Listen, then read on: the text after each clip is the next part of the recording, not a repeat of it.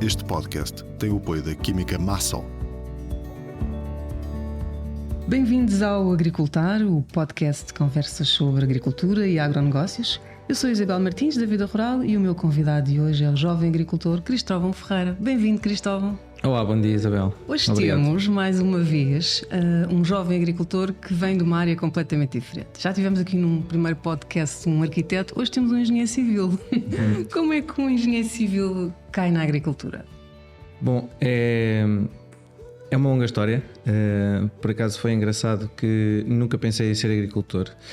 Pensei em tempos quando os meus pais tinham a construção e a agricultura, seguir o campo, seguir a área da engenharia agrónoma, mas devido à má situação da agricultura em Portugal nos anos 2000, fez-me mudar de rumo e fez-me optar pela área da construção. Isto porque toda a gente me dizia que não ia ser fácil ser engenheiro agrónomo, não iria haver mercado de trabalho para tal. No entanto, sempre mantive ligação na agricultura e na construção. Portanto, acaba por estudar engenharia civil e esteve mais de uma década em gabinete, não é? A fazer projetos. Tinha aqui uma área muito, muito concreta da modelação 3D, não é? Portanto... Sim, eu evoluí na universidade em Leiria, fiquei por lá, juntei-me lá e andei à volta de 10 anos na área da construção. Comecei em direção de obra, depois passei para a especialização de estruturas metálicas, onde trabalhava em modulação 3D, fazia máquinas e estruturas metálicas em gabinete, sim, é verdade. Depois... E o bichinho da agricultura estava lá, é isso? Estava até porque, como eu já tinha comentado com a Isabel, eu mantive sempre as minhas agrícolas em part-time. Quando ia para casa, ao final do dia, chegava a casa e agarrava na bicicleta e no cão, íamos para a fazenda, onde era o meu ginásio, a minha terapia, e acabava por fazer as minhas hortícolas e partilhar depois com os vizinhos. Era uma maneira... pequenos terrenos que agricultava, não é? Sim, os vizinhos viam que eu tinha gosto e que fazia aquilo com carinho, e propunham-me eu amanhar as terras deles para não ganhar infestantes, não ganhar matos, e acabei por amanhar algumas terras interessantes na zona onde morava antigamente. Então tínhamos aqui um agricultor em part-time, era em part-time da engenharia. Mas o bichinho estava sempre lá. E quando é que sai então este clique de não é isto que eu quero da minha vida, eu vou mesmo investir em agricultura? Eu sempre tive a vontade de voltar para o pé da minha família. A minha família é da zona das Caldas da Rainha, entre Caldas e Rio Maior, ou a zona dos Vidais, onde as terras são propícias à fruticultura. Quando eu pensei nisso... Mas o Cristóvão não tinha nenhuma experiência prévia em fruticultura. É assim, eu como lhe disse, sempre trabalhei, sempre acompanhei a agricultura e trabalhei nas férias de verão com os meus vizinhos na fruticultura, ajudei os meus pais quando era mais novo e tinha alguns conhecimentos de base no geral. Gostava das hortas, fazia hortas sozinho e conseguia fazer as coisas. Não era nenhum profissional, mas tinha algum conhecimento. No entanto, na fruticultura... Acabei por me especializar depois, acabei por estudar bastante e evoluir em algumas formações, mas na altura não tinha assim grandes ligações, mas ainda era a cultura que eu tinha mais à vontade, ainda era a cultura que eu sabia todas as fases do seu desenvolvimento e aquilo que seria necessário. Claro que depois em termos técnicos tive que estudar e evoluir e aprofundar esses conhecimentos, mas até lá não tinha, então até cheguei a ponderar outras culturas, cheguei a ponderar a framboesa, cheguei a ponderar o limão, mas todas elas não eram propícias na região da minha origem. E a maçã foi aquela que, no geral, eu tinha mais conhecimento e era mais favorável, tinha mais condições para ser um bom produto na minha região. Quando começa a fazer essa pesquisa, essa procura e decide que quer ser agricultor, tem ideia de qual foi realmente ali o clique que o levou? Já gostava, já era agricultor em part-time, mas desistir da sua profissão, de uma profissão que exercia há mais de uma década e que gostava, como é que se toma esta decisão para um setor que toda a gente o desaconselhava, não é? Sim, e toda a gente me chamava doido por eu sair de um trabalho que era certo e que até era bem remunerado e os meus patrões adoravam, mas faltava-me qualquer coisa. Eu sempre tive muito espírito de empreendedor, sempre gostei de fazer coisas e ter os lucros disso, e então foi um conjunto de fatores. Foi eu querer ir para o pé da família, foi eu querer ter um trabalho para a minha família, para sustentar a minha família, onde pudesse ter um horário autónomo, pudesse fazer a gestão autónoma tanto do meu horário como das minhas questões financeiras. Isso é o mesmo que não ter horário, não é? Sim, quando se trata não, de agricultura. não ter horário, mas é engraçado, um dos meus vizinhos hoje em dia diz: desde que a gente sejamos felizes e gostemos do que fazemos, já é muito bom para a nossa saúde. E então, na altura não era bem assim, era pensar sempre em ganhar dinheiro, era em ter alguns lucros extra, mas a verdade é que na agricultura toda a gente sabe que é difícil e que não é fácil, por causa realmente dos horários, por causa realmente do esforço e dedicação que se tem que ter, mas eu estava preparado para isso. E depois o conjunto de fatores entre conseguir ir para o pé da família, ter um trabalho que gostasse de fazer, ter um retorno interessante de vencimento e de retorno financeiro e rentabilidade financeira, e estar em contacto com a natureza, que foi sempre uma coisa que eu também gostei muito. Tudo isso proporcionou com que eu fizesse a tomada de decisão, com que eu decidisse em estar numa situação segura e agradável, passar por uma situação que poderia não ser desconfortável, não é? Podia ser desconfortável, podia não ser fácil, mas tudo o resto me fez levar a mudar. E depois tive a sorte de ter as pessoas certas a acompanharem para definir bem as coisas, ter algum conhecimento de planeamento, e aí ajudou o facto de ser engenheiro civil no projeto e na implementação do projeto. Ajudou, e bastante, porque consegui estruturar toda a instalação, consegui estruturar até mesmo antes de decidir, quase como um orçamento, consegui perceber os prós e contras de ir para uma cultura ou outra, e consegui perceber que tipo de dimensão é que teria que ter, que tipo de produto é que seria o mais interessante, e todo o conhecimento que eu tinha da engenharia civil em termos de planeamento foi fundamental para conseguir estruturar bem as coisas e para aprofundar ao máximo aquilo que seria necessário para que corresse bem, pelo menos para minimizar riscos. Então, encontra em Caldas da Rainha, não é? Um terreno para arrendar com 24 hectares, não é? Exatamente. E aí começa a aventura, não é? Exatamente. Os senhores desses terrenos aceitaram o arrendamento, o projeto no PDR foi aprovado e o banco aceitou alavancar o início do projeto. Pronto, e a partir daí já não havia retorno. A partir daí era um agricultor. A partir daí tive que pegar no menino e avançar com as coisas, e pronto, e tentar a correr bem. Então, fruticultura, maçã, a cultura escolhida, e gala, a variedade escolhida também. Exatamente. Porque esta variedade? Em termos de escoamento, que não tem outra, trabalha só exclusivamente só com esta variedade. Sim, só com a maçã gala. Eu tenho a certificação IGP de Alcobaça, é uma maçã certificada de uma maçã de clube, e isto aconteceu porque, em contacto com a cooperativa que aceitou o escoamento do produto, ficou definido a variedade, ficou definida a quantidade, e a partir daí então eu trabalhei aquilo que iria fazer. Ou seja, fez exatamente aquilo que o mercado estava a pedir, neste caso que o seu comprador estava a pedir. Exatamente. Eu adequei a minha produção àquilo que o consumidor quer. Ou seja, quer uma maçã bonita, crocante, saborosa, e foi isso que fizemos. Ajustámos o que seria necessário para que as coisas fossem assim, porque só assim é que eu acho que quem começa do zero depois consegue rentabilizar o seu negócio. Ou seja, é muito importante garantirmos o escoamento e, primeiro que nada, perceber para onde é que as coisas vão, para onde é que o produto vai, a que preço é que vai, para perceber se ganhamos dinheiro ou se não ganhamos. Acaba por fazer um projeto muito faseado, aliás, como costuma acontecer nestes projetos iniciais. Portanto, começa por plantar 8 hectares no primeiro ano, 2018, não é? Sim. Começa o seu projeto, a seguir mais 8 hectares. Mas como é que se chega tão rapidamente, em 2020, a ser eleito o jovem agricultor do ano, que foi o que aconteceu? Sim, eu comecei faseado porque, tendo em conta que a banca tem muita dificuldade em financiar startups, ou seja, a banca em Portugal não arrisca, não tem um risco assim bom. Não é como noutros países onde há investidores que não se importam de investir e alavancar as coisas com mais rapidez.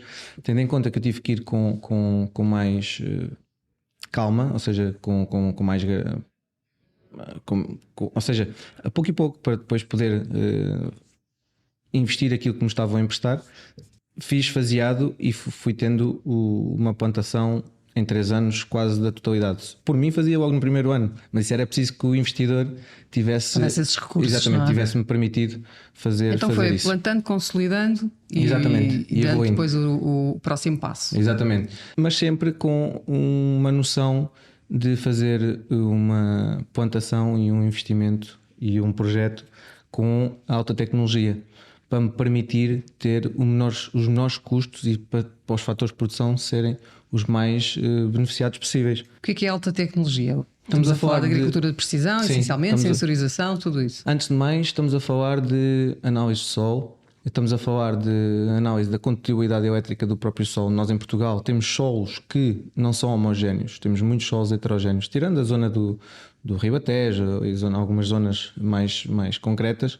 Os nossos solos são muito diferentes, basta andar 1 metro ao lado já é totalmente diferente. Então era necessário perceber que tipo de plantação é que eu iria fazer num determinado local. Então faz um levantamento dessa heterogeneidade, desse tipo de solo. Logo aí tem um pouco de precisão, de agricultura de precisão. Depois estamos a falar de estações meteorológicas, sondas de umidade para conseguir, umidade e temperatura, para conseguir ajustar as regas ao melhor possível, para conseguir haver uma redução do dispêndio de água quando não é necessário, né? Tinha água no terreno, algum furo? Onde é que vai buscar a água para a rega? Não, aqui passa lá um ribeirozinho, mas a água tive que fazer 2 furos e ainda fiz uma charca e pronto, e é a partir daí que obtenho a água.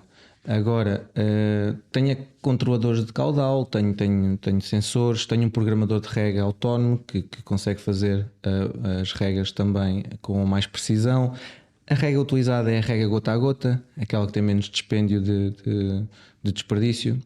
Cristóvão, para uma pessoa que não vinha da área, onde é que foi encontrar esse conhecimento e foi visitar outras explorações de fruticultores, de jovens fruticultores ou não tão jovens?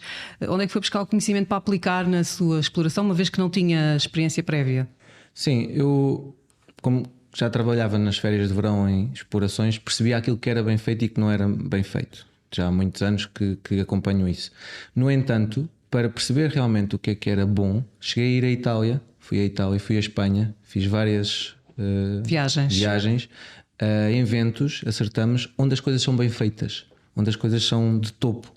É claro que eu poderia não conseguir fazer igual, mas pelo menos tentava captar. Tinha uma referência. Exatamente, tentava captar o essencial, aquilo que realmente era importante fazer. E depois também tive a sorte de, ao longo de 3, 4 anos, quando fiz as formações, quando me especializei, lidar com os melhores técnicos da Zona Oeste em termos de fruticultura, e eles, como viam que eu tinha interesse, como viam que eu tinha mesmo gosto e que queria avançar com as coisas, ajudaram-me a falar com os produtores certos. Os maiores, não é maiores, mas melhores. Os melhores produtores da Zona Oeste eu conheço e falo com eles constantemente, graças a isso. Porque fui apresentado, fizeram-me chegar, tive a sorte de conseguir conhecê-los e deles terem confiança o suficiente para partilharem comigo aquilo que realmente tem que ser bem feito. Havia muitas opiniões e muitas situações em que se divergia o que é que era melhor, o que é que era pior. E eu tive a responsabilidade de optar ou por umas ou por outras. No geral, acabou por correr bem. E acho que fiz as opções certas e pronto, é com esse conhecimento que eu, mais do que a escola, a experiência profissional que me transmitiram de todos esses produtores que são uma referência na Zona Oeste e nacional, fizeram com que eu realmente em 2, 3 anos conseguisse trabalhar para ganhar o prémio de jovem agricultor. Foi muito também com base nisso. Tudo aquilo que eu apliquei no projeto foi muito com base naquilo que me ensinaram destes produtores que não eram jovens, porque são pessoas que já estão implantadas há alguns anos, muitos anos, e a fazer bem, e a ter bons retornos. E pronto, e graças a isso tive realmente referências suficientes para conseguir ganhar o prémio de jovem agricultor em 2020, onde eu apliquei técnicas e conhecimento para isso.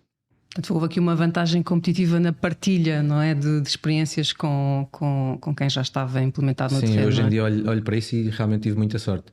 O ideia mesmo com pessoas certas. E sente que nesta altura já tem a exploração com que sonhou no início do projeto, ou seja, muito tecnológica, como disse, portanto, muito apoiada nestas ferramentas de tomada de decisão, não é? Muitos dados para gerir, mas isso é um bocadinho a sua praia, não é? O seu lado mais analítico de engenheiro.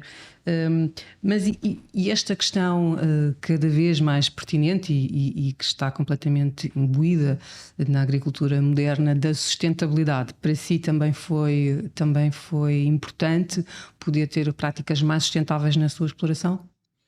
Ainda não vai ser a exploração de sonho, ainda vou ter a exploração de sonho daqui a uns anos, ainda vai demorar um bocadinho. Porquê? Porque tudo aquilo que eu irei gostar ou queria colocar na exploração tem alguns custos e pronto, tenho que minimizar ao máximo aquilo que não é essencial, mas para ser uma exploração de sonho ainda quero investir lá em algumas tecnologias autónomas, não sei se me faço entender, tentar colmatar também a falta da mão de obra e outras lacunas. O que é que estava existem. A pensar exatamente? Robotização, sistemas de Mas robotização em que áreas específicas? Para a colheita da maçã, para a redução, por causa da redução da mão de obra, tentar fazer um pomar mais mecanizado para conseguir reduzir ainda ao máximo os custos e as dificuldades de mão de obra. E depois estamos a falar também de... Tinha-me lembrado que também havia também algumas técnicas de instalação mais sofisticadas, como há em Israel, de rega subterrânea, tuturagens mais eficientes, as coberturas também para colmatar dificuldades climatéricas, quando existem picos de calor, quando existem granizos. Pronto, são tudo coisas que acrescentam muito os custos à exploração, mas que no futuro eu gostava de ter. Pronto, ainda não é bem Ou seja, sonha mesmo com um grau de sofisticação muito grande no seu pomar. Sim, era interessante.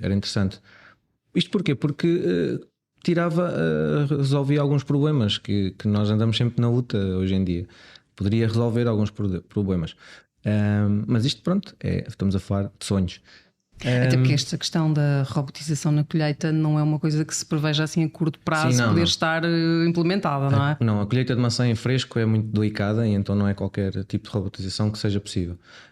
Mas para aumentar ainda a sustentabilidade, que eu já acho que na minha exploração já é interessante, para aumentar, devido às técnicas que lá faço, acho que ainda existem algumas coisas que poderão ser melhores. Por exemplo, estamos a passar para a mobilidade elétrica, estamos a passar também para uma fonte de energia mais natural, aproveitar o vento, o sol, de maneira a reduzir os custos de energia. Pronto, e aí também poderá ser uma evolução para ter... Mobilidade elétrica, está a falar dos tratores? Sim, estou a falar dos tratores, das plataformas. Aliás, eu tenho uma plataforma elétrica. Estava a pensar pôr a plataforma elétrica no pomar e já andei a negociar. Plataforma de colheita, não é? Plataforma de colheita, sim. E de podas também. Aliás, a plataforma serve para várias coisas. Igual. É quase tão igual como o trator, é tão essencial como o trator, porque depois permite atar as árvores, permite fazer as podas no inverno, permite depois fazer a colheita no verão, das zonas mais altas.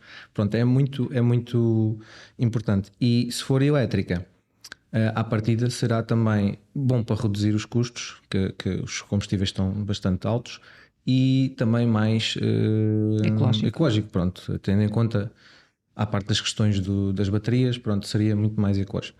Pronto, esses fatores todos ajudam a ser o caminho para uma exploração de sonho e vantajosa nos termos da sustentabilidade. É claro que hoje em dia eu já faço, se calhar acima da média, algumas práticas agrícolas para a questão da sustentabilidade. Por exemplo, a troca de produtos químicos por elementos de captura em massa, como difusores, como armadilhas, para não usar os produtos químicos. Só que isso depois também tem os seus custos. Há sempre o reverso da medalha. Embora pratico uma agricultura, não diria convencional, mas enfim, é proteção integrada, não é? Sim. Produção integrada, não é? Produção integrada, mas portanto utiliza produtos químicos quando é necessário, não é? Sim, entre a convencional e a biológica temos a produção integrada. E a produção integrada pode levar aqui várias características. Ou pode ser uma produção integrada só com produtos químicos, ou pode ser uma produção integrada com o menos produtos químicos possíveis e com alguns elementos mais sustentáveis e mais amigos do ambiente. E é isso que eu faço. Eu é muito próximo da biológica, tenho mais eficiência de produção e com o mínimo de produtos possíveis. Tenho algumas Ajuda partes... muito essa aposta na agricultura de precisão, não é? Porque tem os dados consigo. Tenho algumas partes que estou a trabalhar para o resíduo zero até. O resíduo zero é uma técnica de produção em que a fruta vai para o mercado sem resíduos, ou seja, não aplicamos produtos que deixem resíduos, ou que não sejam tão influenciadores da nossa saúde. No entanto, como tudo, é importante conseguirmos que os produtos sejam apelativos para o consumidor. O consumidor hoje em dia quer as coisas boas, quer coisas bonitas, quer coisas interessantes interessantes de escolher, e então por vezes temos que controlar certas pragas e doenças para não danificar os frutos. Mas todos aqueles que são danificados também aproveitamos para sumo, aproveitamos para desidratadas, e assim valorizamos. Cristóvão está também no Clube de Frutologia da Compal, não é? Portanto, tem também essa valência de poder entregar à agroindústria. Exatamente. E então não desperdiça fruta. Nada. Até porque elas normalmente são boas tal e qual como as frescas, só que como têm ou uma deformação ou uma carepa ou aspecto visual. Nem sequer têm bicho, não é por causa de terem bichos ou não, é só o aspecto visual que a gente já sabe que se for para o supermercado as pessoas não escolhem, porque pedem para escolher a outra. Pronto. No entanto, também há uma situação que eu também queria salientar. É importante tentarmos chegar ao consumidor em que as explorações que têm boas práticas sejam valorizadas. Hoje em dia não tem acontecido muito isso. Isso pode passar por quê? Por alguma certificação, por melhor comunicação no ponto de venda dos produtos? Tem que ser um trabalho em equipa, tem que ser tudo. Tem que ser nos grandes grupos económicos salientar esse aspecto, tem que ser os média também a salientar um pouco essa situação, e nós agricultores temos que também ter abertura para isso. Estamos sempre muito focados na nossa produção, estamos sempre muito focados em que as coisas corram bem em termos de produzir, que não nos concentramos na divulgação daquilo que sabemos produzir e bem. São raros os jovens hoje em dia que não têm boas práticas nas suas explorações. Têm zonas para as abelhas, têm têm refúgios para os animais naturais, tentam fazer o menos de aplicação de pesticidas possível, tentam sempre optar por um meio de luta sustentável e mais saudável do que o meio químico. Aplicar, normalmente já fazemos muito a obtenção dos churumes e dos trumes para 2 em 1. Primeiro, para não gastar dinheiro em adubos, e segundo, para permitir o escoamento, que às vezes é difícil, e as explorações pecuárias e de animais têm dificuldade em escoar os seus resíduos. Ou seja, há uma lógica também de parceria com os seus vizinhos produtores pecuários, é isso? Sim, muito importante, e isso também não é salientado. Ou seja, todos estes aspectos que o produtor já faz não são transmitidos para o consumidor, e o consumidor não consegue valorizar um determinado produto por ter estas boas práticas ou não. E sim, mas talvez por falta realmente de um selo, de uma identificação mais específica, por falta se calhar também de disponibilidade de alguém para fazer isso, porque ao fazer isso todos tínhamos a ganhar. O consumidor sabia o que é que estava a comprar associado a uma história, associado a uma dedicação quase com amor e carinho, e o produtor era valorizado, e penso que seria bom para todos. E colocar um bocadinho a sustentabilidade no storytelling do produto, não é? Por exemplo. Que ainda não se faz muito. Estava-me a dizer que tem aqui muitas ambições de investimento, não é? Mas este é um projeto que é um projeto de 1 milhão de euros, não é? Portanto, não está tudo investido ainda, mas é o que prevê para o concluir. Como a área ainda é grande, as plantas são de qualidade, os equipamentos são o mais sustentáveis possíveis, por isso também têm os seus custos. Tenho o tal equipamento de agricultura de precisão, que também tem os seus custos, associados também aos programas de gestão, associados também às instalações o mais eficientes possíveis. Tudo isso tem os seus custos. No geral, vai ser 1 milhão de euros, aproximado de 1 milhão de euros, o valor do investimento do projeto. Ainda falta um bocadinho. Para concluir estes 24 concluir hectares estes 24, plantados, sim, não é? sim, sim. E continua tudo com gala. Tudo com galas, sim, por enquanto tudo com galas. Depois, a partir dos 24 e até mais um bocadinho, temos aí outras ambições. Cristóvão, tem 4 anos, não é? Sensivelmente de atividade. Como foi assim o grande desafio para quem vinha fora do setor, como é o seu caso, de entrar na agricultura? O grande desafio para mim, como eu gosto de trabalhar e como eu gosto de fazer agricultura, não é a dedicação que eu tenho que fazer no geral em termos de continuidade de manutenção do pomar e de manutenção das coisas. A grande dificuldade foi as questões financeiras, conseguir arranjar um fundo de maneio, conseguir arranjar um determinado capital para fazer o arranque das coisas. E o segundo fator crucial e que também é difícil é conseguir transmitir à família que tem que me dedicar às vezes integralmente a isto para que as coisas corram bem. Pronto, graças a Deus tenho tido a compreensão, todos têm compreendido, todos me têm ajudado, o que é bom. Aí vou conseguindo mais ou menos ultrapassar essas dificuldades. As dificuldades financeiras hoje em dia é que ainda são muito difíceis e é realmente o tendão daqueles, porque a banca não está formatada para apoiar as startups, como eu lhe estava a dizer. As linhas de financiamento, que às vezes são protocoadas, têm montantes reduzidos e facilmente se esgota o plafond para aquelas grandes empresas que conseguem logo concorrer a essas linhas financiadas protocoadas, e nós ficamos aqui um bocadinho em dificuldade, porque quando a nossa empresa vai à análise de risco para perceber se é possível financiar mais ou menos, como estamos no início, é só investimento, produção não há, temos que nos aguentar aqui 2 ou 3 anos sem produção, e os balanços são negativos, como é lógico, estamos só a investir, não estamos a ganhar, e numa análise de risco de uma banca normal em Portugal, um balanço negativo é logo motivo de chumbo, não estão preparadas para o setor da agricultura. E isto tem sido realmente o fator mais difícil. Depois também não nos podemos esquecer que nós, para conseguirmos receber alguns subsídios do PDR, as partes comparticipadas do próprio projeto, temos que andar com o dinheiro à frente. Temos que andar com o dinheiro à frente, fazer os pagamentos e só depois apresentar as faturas é que recebemos uma parte. Isso também condiciona muito toda esta parte de avançar com as coisas. Porque depois nós temos as despesas para o investimento, mas também temos as despesas para a manutenção. E é complicado, gerir isto tudo sem um apoio realmente da banca adequado ao setor agrícola. E ainda agora, há pouco tempo, saiu realmente umas linhas protocoadas de apoio à produção, mas os montantes, por exemplo, no Milénio, esgotaram em 8 minutos. Em 8 minutos esgotaram 78 milhões de euros. E nos outros bancos igual.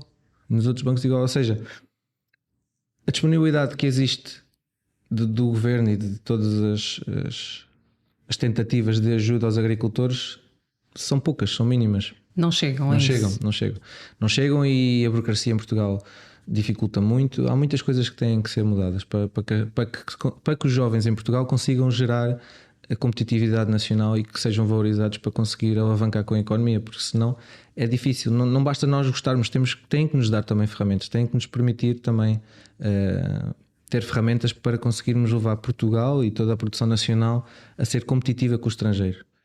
Não há futuro se for só importar, não há futuro. Temos que também produzir, mas para isso temos que ter aqui algumas ferramentas mais adequadas. Muito bem, Cristóvão, uma última questão que estamos mesmo aqui a terminar a nossa conversa é pedir-lhe que nos perspective aqui um bocadinho o seu futuro, ou seja, o que é que sonha para esta sua exploração depois destes 24 hectares implementados? Além de vai comprar os robôs. Exato, além da robotização, como falei, e de outras tecnologias que me possam ajudar a reduzir custos, quero adequar o pomar também a aumentar, se calhar um bocadinho a área até aos 30 hectares talvez, mas com qualidades novas, com variedades novas? Variedades novas, sim, com mais apelativas ao mercado. Já existem algumas variedades que estamos a estudar no grupo da maçã de Alcobaça, que têm possibilidade de ter sucesso e que já existem alguns pomares instalados e inicialmente estudados. Portanto, é possível que vá para aí, para essas novas variedades, e é possível até que vá para certos terrenos onde não é possível fazer pomar, culturas forrageiras mais pronto, totalmente diferentes, de maneira a poder optimizar todos aqueles terrenos que não são adequados para a fruticultura, mas são adequados para culturas mais pequenas, mais... Mas sempre numa perspectiva comercial. Sim, Ou seja, fazer alguma coisa que tenha rentabilidade, que tenha mercado. Claro, sim. E escolher os produtos que realmente valham dinheiro. O espargo, o termoço, o xíxaro.